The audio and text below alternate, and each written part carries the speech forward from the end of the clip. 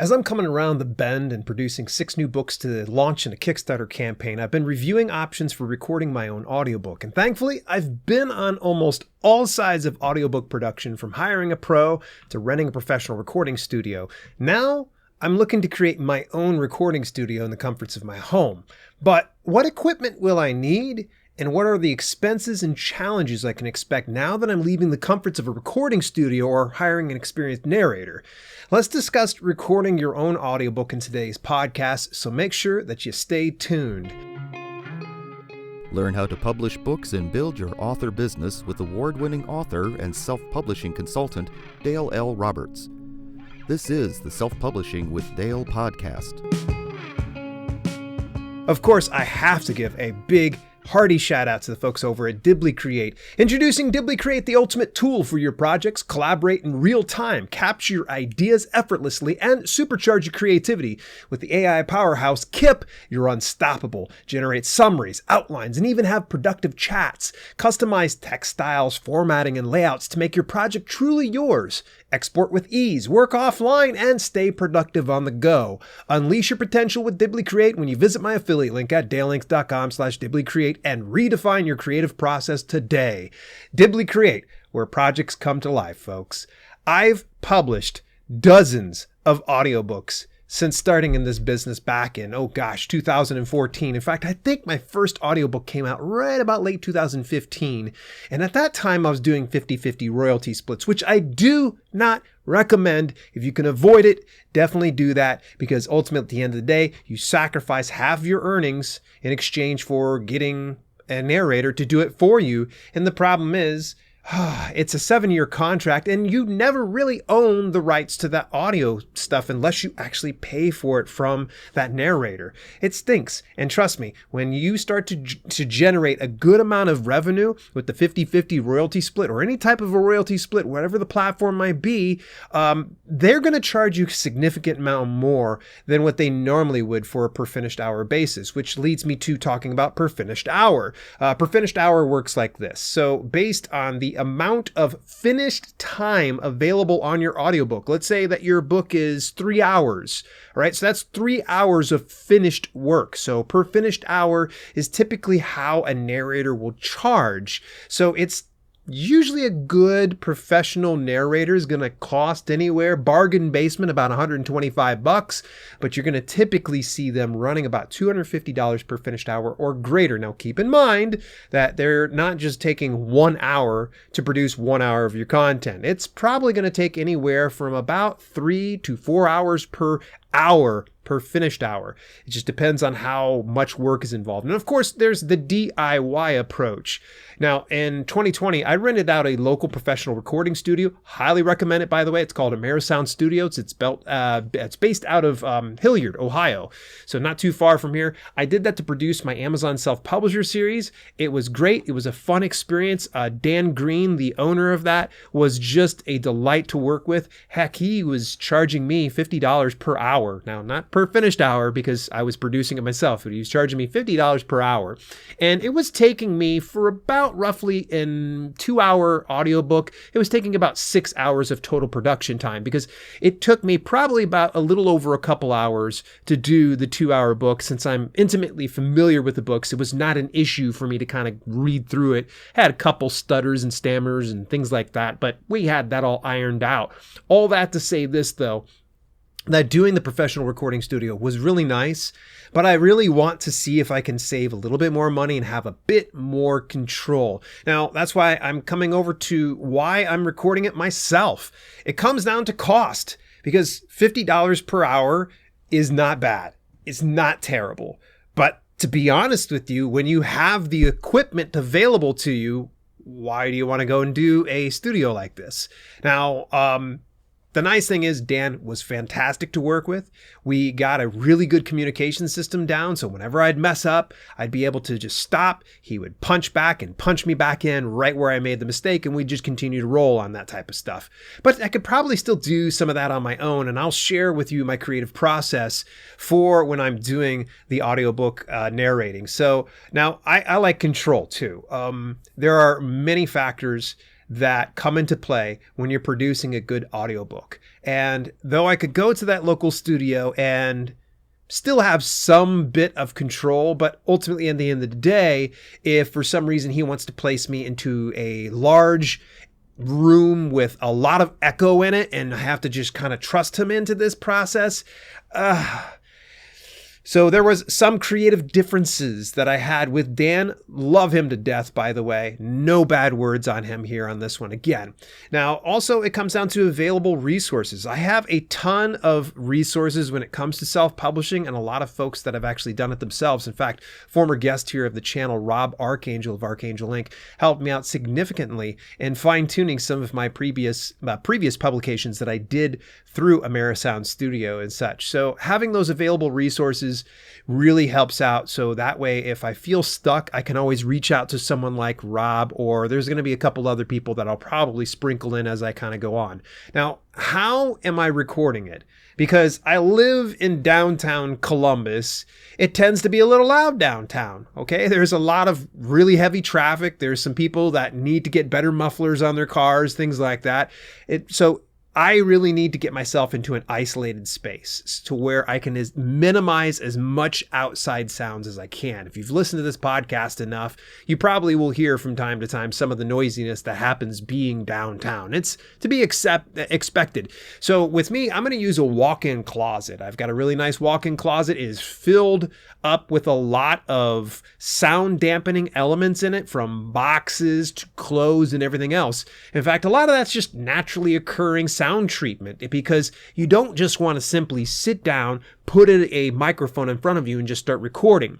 You've got to isolate some of that stuff because it will degrade the quality that you're going to produce if you don't get it to where you're removing echoes, to where you're removing some of that outside sound. So one of the things I learned from an audiobook narrator that had worked with me a number of years ago, his name was Morris. His name's slipping me here.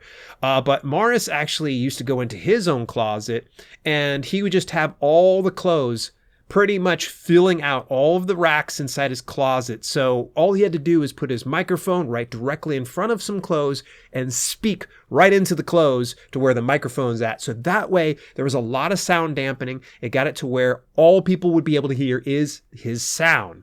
Now, what I would recommend and something I will be doing is sound treatment panels, because there's going to be certain spots inside your closet or wherever you're utilizing to where it has a flat surface, and that flat surface is going to create some type of an echo, if you will. It's going to get it to where some of that sound is bouncing back, whereas when you speak, you want to get it to where it is isolated as possible. So for sound treatment panels, honestly, I don't have a preference.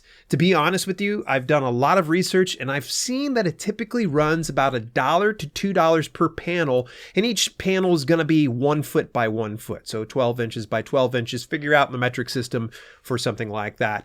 What you'll want to look into is going to be, if you're going to get sound treatment panels, find something that has some type of a way that you're not damaging your wall. So if you're renting a place like I do, you don't want to be putting it up with some double stick tape, and then when you go to move out, you're tearing it down and removing a piece of drywall as you're going with it. So I know I've seen Elgato has a more expensive option for sound treatment panels, but they do have the mounts that's involved with that. So I'm not going to need too much. I'm just going to need enough to where it's going to absorb some of the sound on the ceiling and of course in the exposed walls that the clothes aren't covering up. So just think about as much as you can. Now, do you need to have every inch of your recording space with treatment panels? I mean, if you can afford it, go ahead, but it might be a bit of an overkill. Just get it to where you have it in certain hot spots, and you'll be able to tell when you go through, test your microphone out, put your headphones on, record it, and then come back and listen to it really carefully. Listen to it for any type of a low or a high noise floor. Now, noise floors are typically where you have the ambient sound of your room being recorded, which is highly recommended by Audiobook Creation Exchange to do that. And as much as I like to poo-poo all over ACX and everything else like that, they actually have a pretty good system for their specs. And if you can kind of follow that, you're actually going to have a pretty decent quality audiobook recording. Now, you won't need many of the sound treatment panels. Just something in front of me is what I'm going to shoot for. So just figure out what's going to work for you and the space that you're utilizing. So the biggest question that comes across a lot of people's ways is, what's the equipment that I'm going to be using? So I'm going to tell you what equipment I'm using, but I'm also realistic in the fact that you're probably not going to be able to swing something like this. It may not be affordable, but keep in mind, if you invest up front, you're going to future-proof yourself later on. So investing a bit more up front is going to make sense because you're going to be able to come to it time and again, especially if you're a prolific author and you're going to be recording more audiobooks. Having good equipment available is going to be the necessary. But I'm going to share some of the more inexpensive options a little bit later here into the podcast, but let me share with you what I'm utilizing. And of course, you're actually listening to me utilizing it right now. Now, of course, I don't have the sound treatment here inside my office, but I use a Shure SM7B. If you've ever watched the Joe Rogan podcast or any other podcasts out there, or my podcast, that Shure SM7B is almost like the gold standard. It runs, brace yourselves, about $400. Yes, it is a bit steep. Now, could you spend more on a microphone? Absolutely. But one of the nice things I've liked about Shure SM7B is its clean sound, and the fact that you can kind of change a little bit and how it sounds through some of the options on the back panel. As soon as you get all that dialed in, it's fairly simple. In fact, Shure SM7B, it's a plug and play type situation. As long as you can get an audio interface that goes directly into your computer, you're good to go. Which leads me over to this very next item. I actually learned this from a good friend of mine, Dan Courier. He actually has a YouTube channel, and he'd picked up a Shure SM7B a number of years ago. And when I went to consult with him about how rich his sound was, he told me, oh, I got a Shure SM7B, and I also have what's called a Cloud CL1 mic activator. Now, this mic activator is a little bit extra. Is it a necessity? No. But what it does is it drops that noise floor. So you remember how I was saying the ambient sound of the room when it's silent, when you're not talking? That's your noise floor. So sometimes it can kind of have like a hissy sound if it's not really good of a microphone. Or in the instance of Shure SM7B, it's great high quality microphone. But the problem is I got to kick that thing all the way up. I've got to turn the volume up. And what ends up happening is the more you turn your volume up, the more it's going to raise that noise floor. Well, what that mic activator does is it drops that noise floor and boosts that signal. So that way your noise floor is lower, your mic is a little bit louder and more rich. Now, I'm going to tell you that the CL1 runs about $150. You find it on sale, usually for about $125. Just keep an eye out for good deals. By the way, the Shure SM7B, I think I ended up buying it right around like the holiday time about a couple years ago, and it actually ran me about $300. So I saved about $100. So just keep an eye out for good deals. Now, we've got the microphone, we've got the mic activator. Now, so between the Shure SM7B and the CL1, you're going to need an XLR cord, an XLR cable.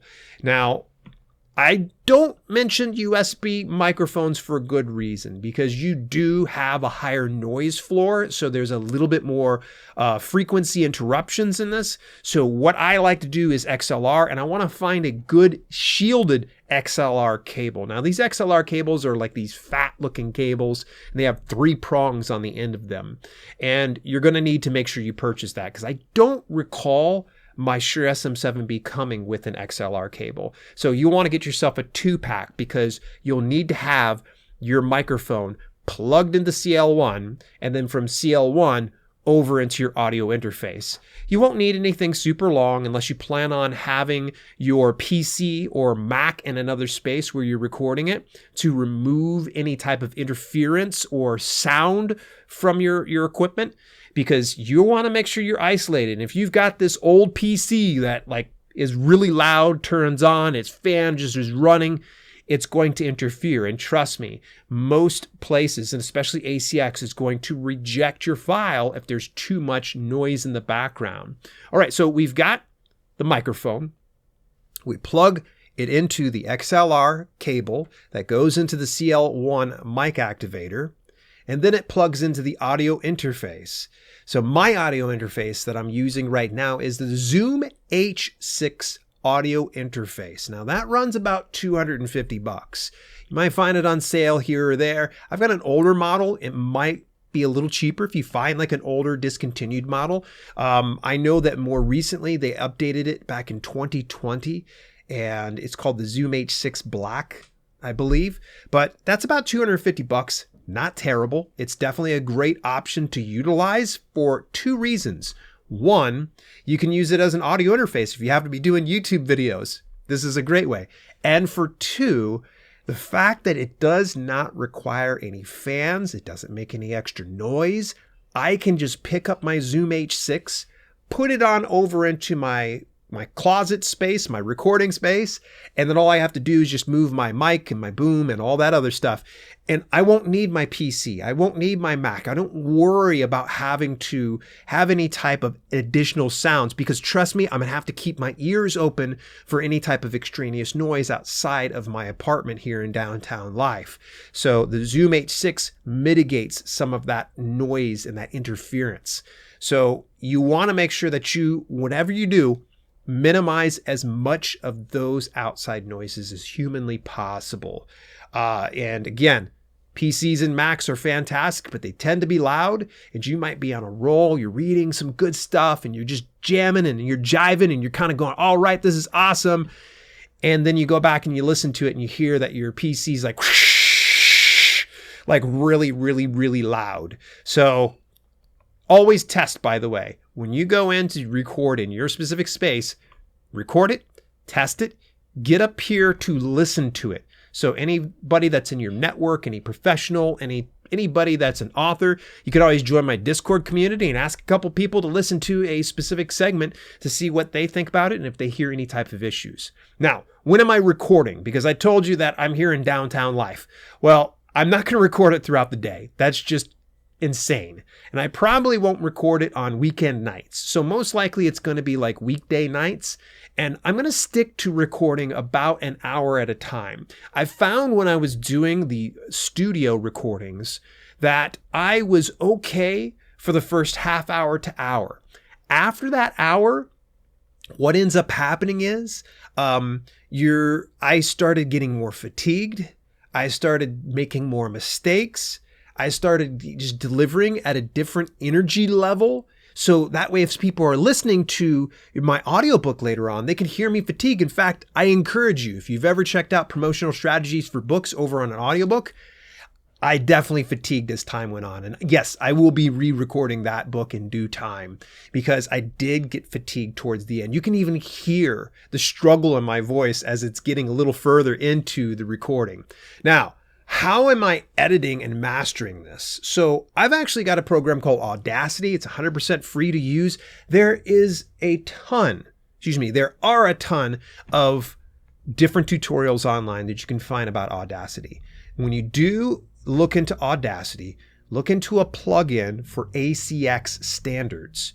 All right, I can't remember the name of the plugin or the extension or whatever it might be called, but it is free to use. You end up putting the plugin there, and then you're able to record according to the ACX standards.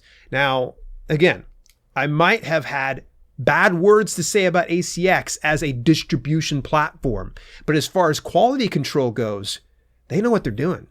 They know exactly what they're doing. In fact, they've got it down to a science. One of the things that I did on my previous books, and this is what my engineer did for those ones, was we used ACX's Sound Lab after each one of the tracks. We would put the track in there, make sure that it passed, because one of the worst things that happens is you go through, you record all these tracks, you upload it, and then you get back, it's rejected. What? That stinks. ACX Sound Lab, make sure that you have it according to specs.